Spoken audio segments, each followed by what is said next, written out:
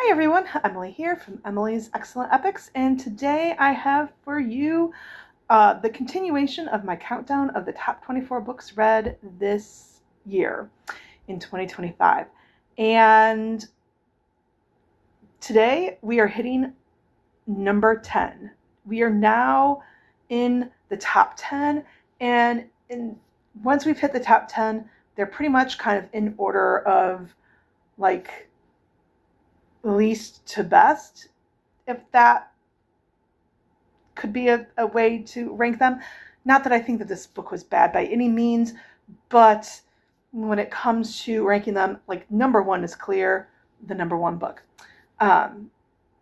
So without further ado, number 10 is Abby Jimenez, Say You'll Remember Me. And in this book, we follow Samantha and Xavier. Samantha, or let me back up.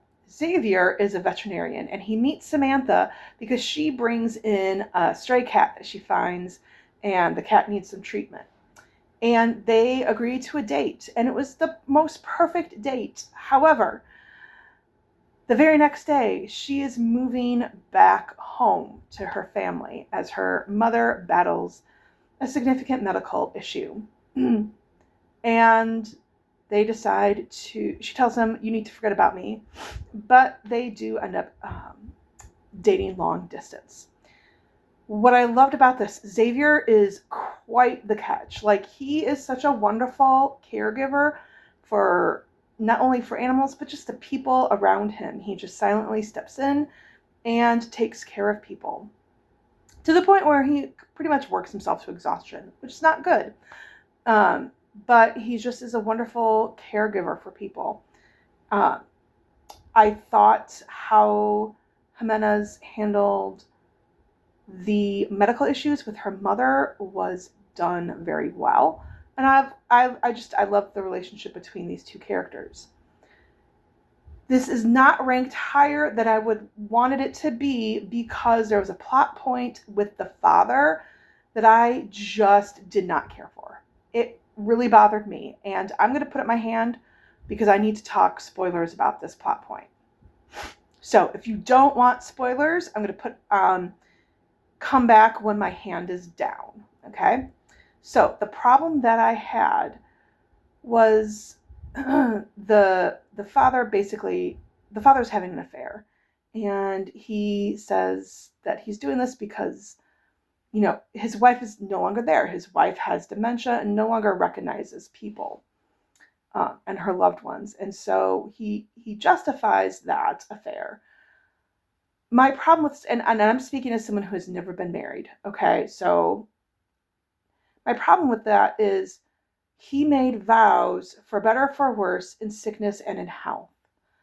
And he's breaking those vows. It is not her fault that she has dementia and can no longer recognize people. And so you made those vows and you're now having an affair. And Jimenez, like, the logic is, I need care, I need love myself, and I found this, with this other person that, and my wife is no longer there. And and how it's presented is like, yes, I can see how someone could make that argument. However, you also made vows. You made vows for better or for worse in sickness and in health. And I cannot imagine how hard that would be.